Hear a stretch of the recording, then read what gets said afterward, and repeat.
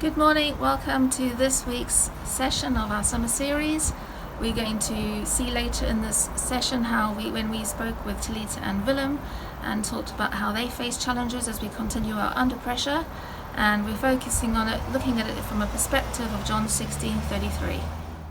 I have told you these things, so that in me you may have peace. In this world you will have trouble, but take heart, I have overcome the world. Welcome to the families as well who are watching. We hope you enjoyed the photo challenges last week, and in True Colours this week the challenge is to think about how you can cope with pressure about how you look in your appearance, and maybe just have some fun with that and create some art activities about yourself, so self-portraits, and have fun.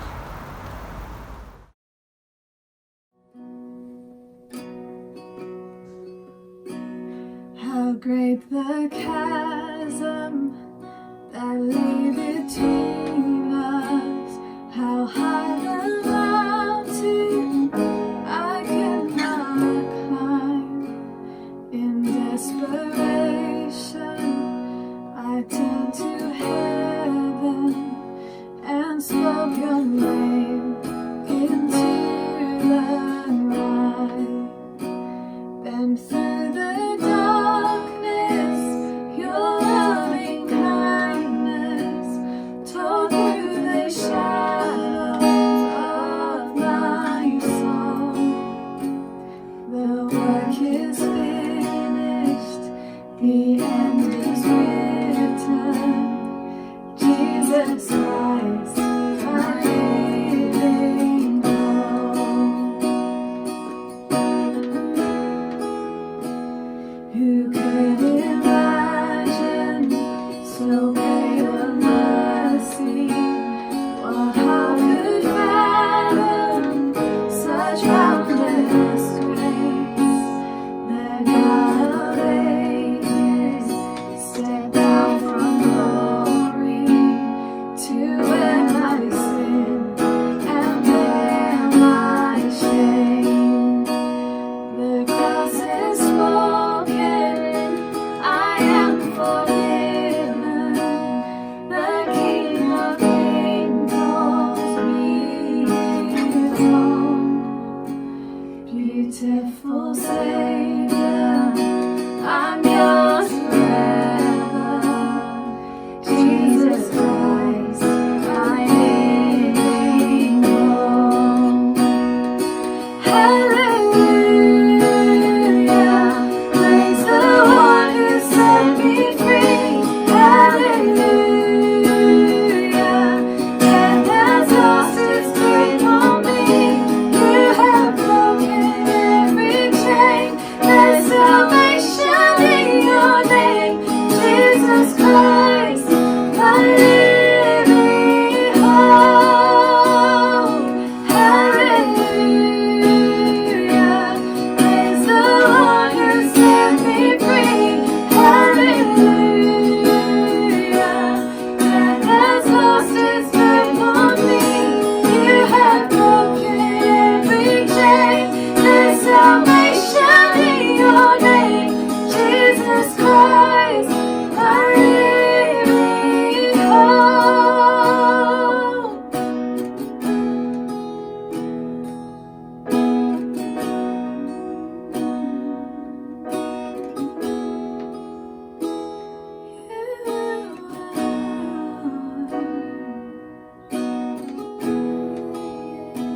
My living hope. Then came the morning that sealed the promise. Your very body began to breathe. Out of the silence, the roaring lion declared the grave has no claim on me. Then came the morning that sealed the promise. Your very body began to breathe. Out of the silence,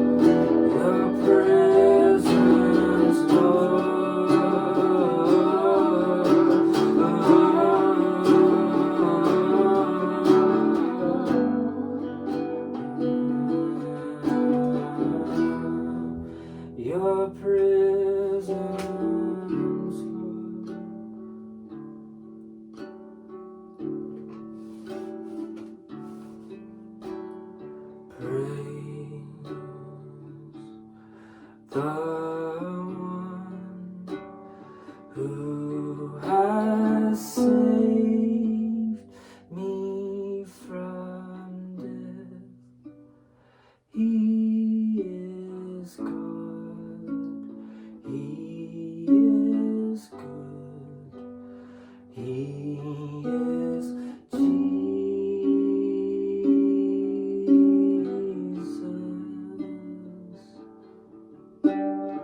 Praise the one who has saved me from death. He is God. He is good. He is Jesus.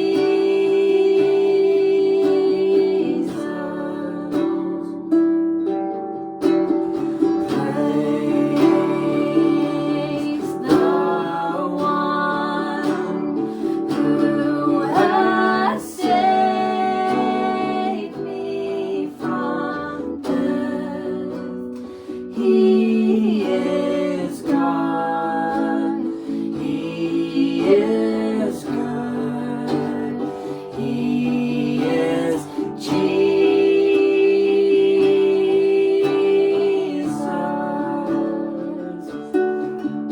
Oh, praise the one who has saved me from death.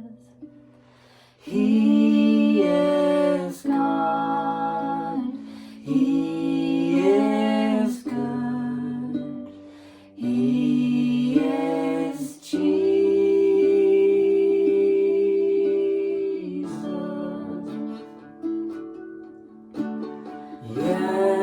Yeshua, I love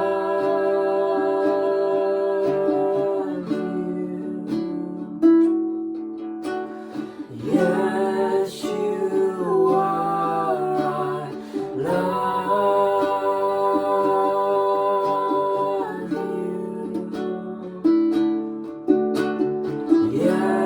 Yeshua, I love you. Yeshua, I love you. You are God. You are good. You are Jesus.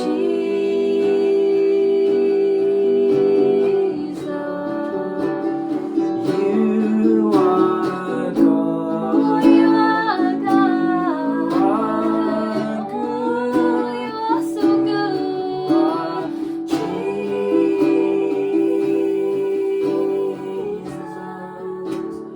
You are God.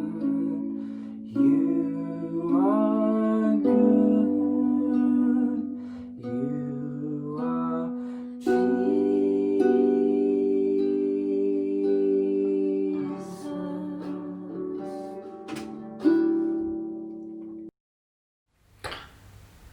Here we are in this lovely house with these lovely folk, and I'm going to ask them to introduce themselves. Can you tell us who you are and tell us a little bit about yourself? Yeah, so my name is Willem, and this is my lovely wife Talita. And we are from South Africa, and we've been living here in Cleveland for the last 3 years. We came across with my work, so I work for a company called AGAS in Portishead, and yeah, we've been kind of seconded over, and we've been here 3 years now. Gone fast. It's been It has. it's gone really Sure. really quickly. Yeah, surprisingly. It's really Yeah, flew by. Well, we were in South Africa for 5 months now, so that yeah, that doesn't. doesn't count. We're glad to have you back in England. Yeah. And what do you do? What do? I am a stay-at-home homeschooling mum of 3, and yeah, basically when we came over, just stayed with the kids from the get-go, and then we had a 3rd edition last year. I can't believe the year's gone already, but yes, so that's what I do.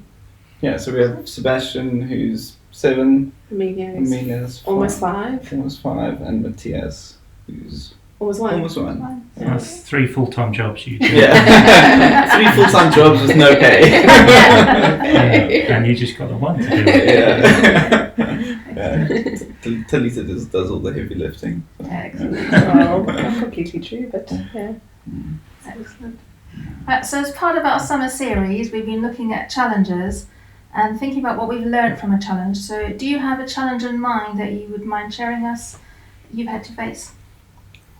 Probably the biggest one of our lives. So I'm Talita's challenge. She's my challenge. That's not true. She's here. Yeah, I think I guess when we were thinking about it, the last 3 years have obviously been a big challenge for us. Change. I think when I was asked by my employer whether we'd consider coming across, it wasn't really something that was on our minds, and we weren't specifically looking to move out of South Africa, although a lot of people were and still are, but it wasn't something that was particularly in our hearts. But we ended up praying about it and deciding we do want to give it a go and see what happens. But as you can imagine, it's never easy going from a country that you know and love and the customs and the people and everything that you're used to a place that's just different. Or that's always going to be. And where it rains all the time. And where it rains all the time. I wasn't going to say anything. Yeah, you said it, so now we can talk about it. Except for the last few months where it's where You're it's good, yeah. been the exception, but yeah. So I think that and I think also kind of South Africa is clearly a country that's been through a lot in the last 20, 30 years, with the end of apartheid and sort of the democratic era, but also a lot of challenges that have come along with that. So I think what's also been evident to us is since we've been here and can kind of look back to where we've come from and obviously going for visits and things, it's been clear that the country as it is now is not the country that we kind of grew up in and know and love. I thought we were going to bring our children up. Yeah, exactly. Yeah. And that's probably more importantly, that country's almost, that country doesn't really exist anymore, for better or worse. So you've left that, you can't go back to that, but now you've come to this foreign country and you're kind of a stranger in a strange land. How similar they are, they're not as well. Yeah, and that's the thing sorry. And I think that was a big surprise for me. I think subconsciously I thought, well, there's no language barrier, so it's not going to be that different. And within the first year, I realized that there are many cultural differences which I didn't even thought about. Things that you sort of take for granted back home. Things that you just think, well, this is universal, and then you get to another country and you realize it's not universal. Really it's very different. And I think there are a lot of similarities clearly as well. South Africa Yeah. being an ex-colony of the UK, there are a lot of things that are the same, but then there's a lot of things that just are different. It's definitely its own culture in itself, isn't it? It's definitely got. And there's even little challenge, isn't it? Even things like postal service in England is so much quicker than the postal service and reliable. Sorry, we don't get confused with postal service and stuff. But again, in South Africa, there's difference in culture and how people greet each other and things compared to England, which is way more challenging in terms of visiting people and things. Yeah, exactly. Yeah, and I think also. And I guess the other big thing is obviously family, leaving family behind and missing family, and obviously with having small kids, having the grandparents as a support network, that's always going to be a challenge. Obviously, we've made friends and people help out, but having your mom or your mother-in-law on standby that you can kind of just phone up and say, "Come and give me a hand." That's something that you miss. We really miss, yeah. So it's been challenging on various fronts, but I think especially obviously for Talita, for me it was kind of coming to work with people that I've worked with for a long time out of South Africa. so a lot of it was familiar for me. But for Talita, she had to basically start everything new. Start everything over, figure everything out from And then we from threw in scratch. homeschooling, I think, and that's it's something that I never thought of before, and within the first couple of months here and sort of praying and really seeking God on it, I felt in my heart that this is going to happen, and so I think we made it, a little bit more challenging for ourselves with doing the big move, but then also not going to the local schools necessarily, so you don't necessarily sort of get submerged into a new culture that quickly. So Or a new social circle. yeah, exactly. Yeah, you have to sort of work a little bit harder to do that as well. So yeah, it's been growing 3 years. Yeah. Yeah, quite a lot's happened in that time for you guys, hasn't Yeah. there? Yeah. And I imagine if you were beginning to find your feet with everything, then lockdown happened and everything was, in England. swept away again. And yeah.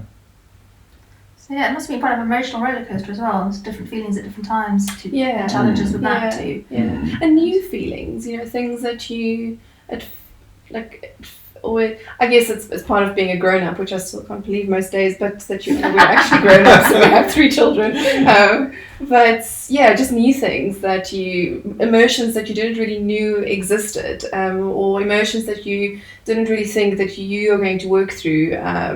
So yes, I think emotionally it has been quite up and down, and like Willem said, because we sort of you left the country you love and you came to a new one, you're sort of in the middle somewhere, and that's a very strange emotion to get used to, and to, because both of us I think were very much we were very social with our friends back there. We were very involved with our church as well, so it was just it was a whole lot of new things to.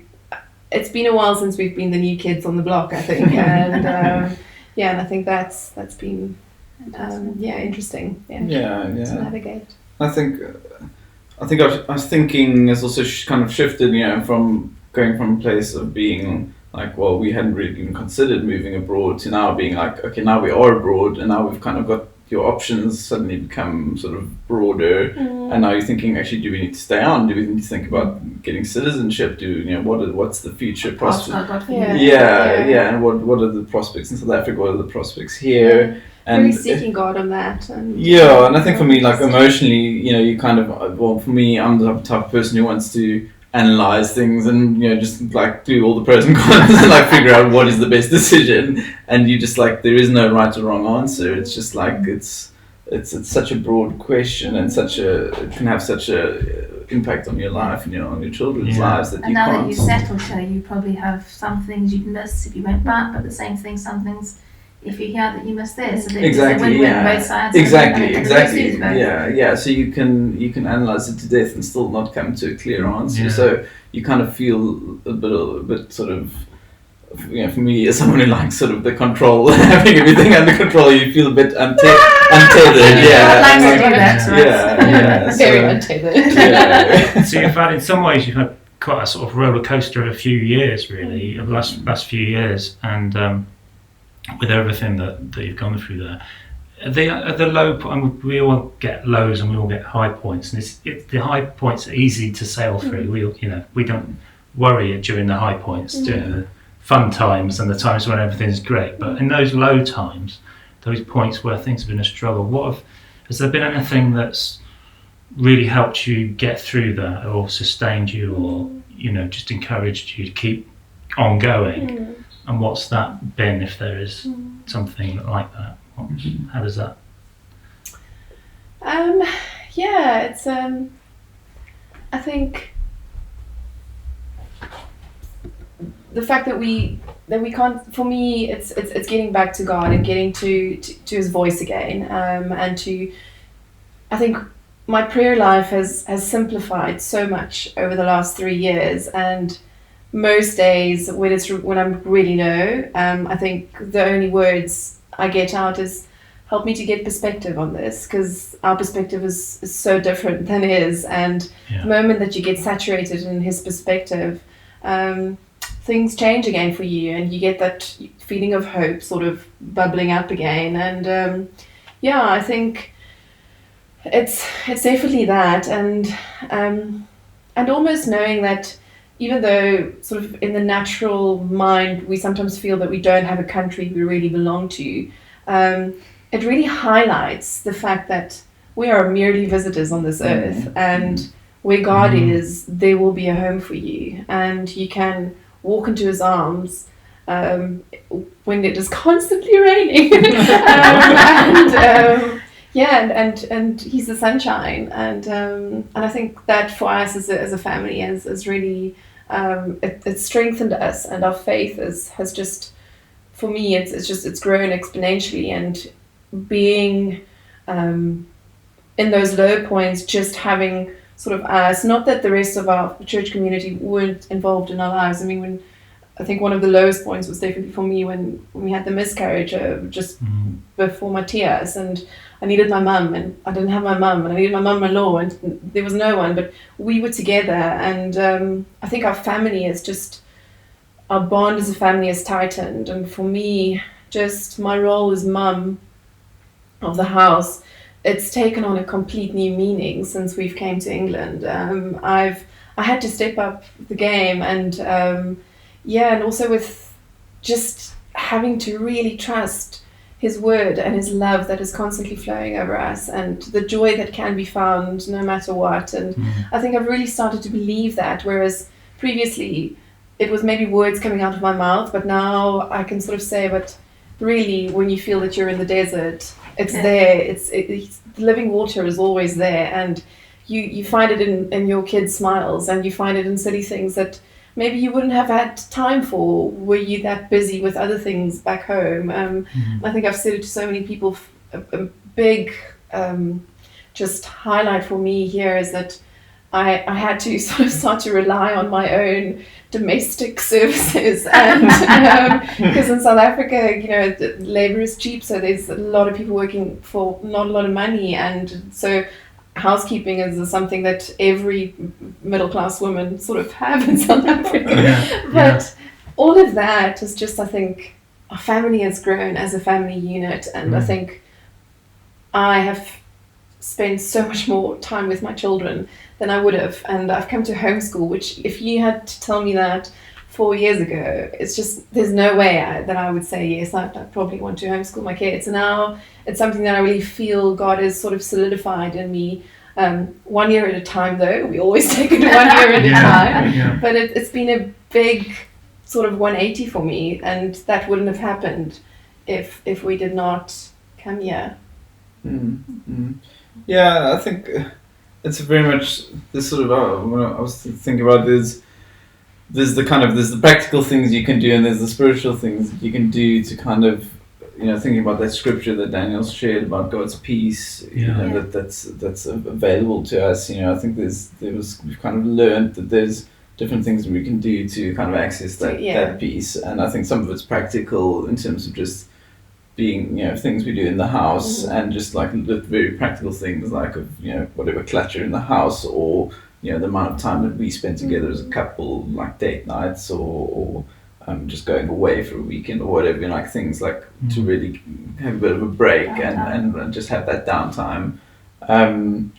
But then also, when you're trying to make these massive life decisions, and there isn't like a clear, clear sort of set way, it's kind of, we've kind of just found that the only place you find peace is with God, is when you go to God and actually go and just kind of get,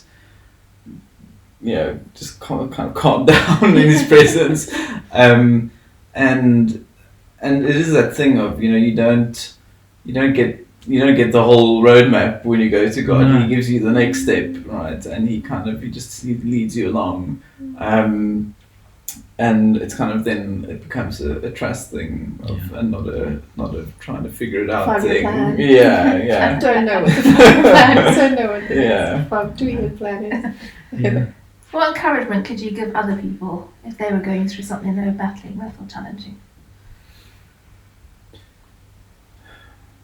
I think for me it's that thing of, I think what we realize eventually and quite recently actually is in trying to make all these decisions, ultimately what's driving your thinking and your motivation? Is it coming from a place of fear or coming from a place of faith? And I think we realized up until recently, a lot of our thinking was, oh, we have to make the right decision for us and more specifically for our kids, because what if this or what if that, and what would their future be if they, if they had to go be in South Africa or if they had to be in the UK. And you just become so sort of wrapped up in those questions.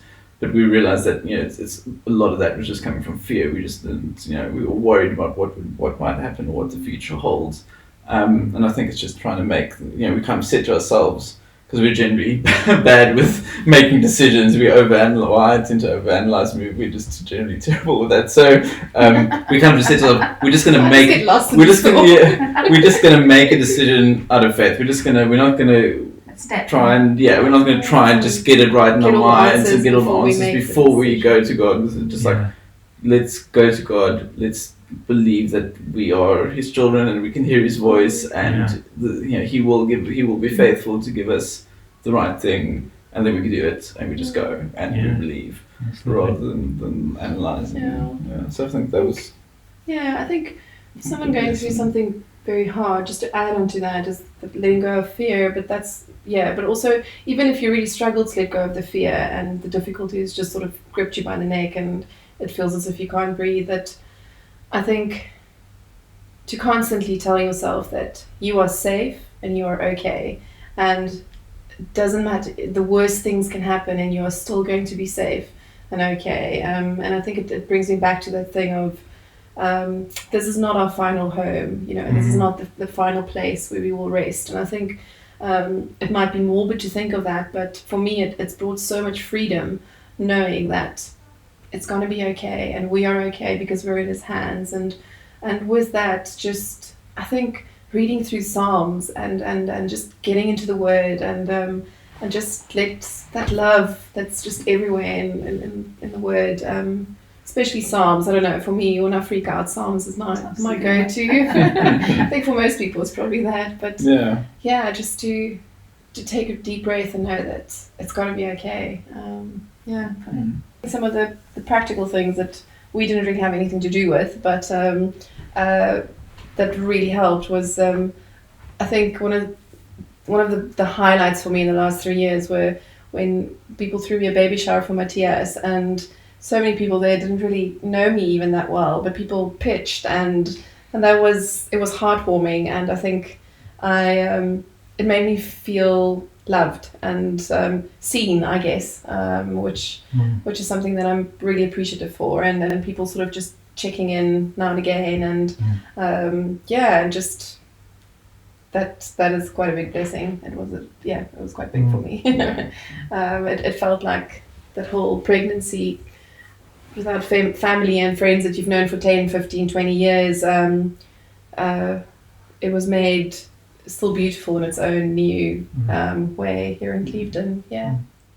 Fear thing was huge for us when we finally realized that we don't have to fear.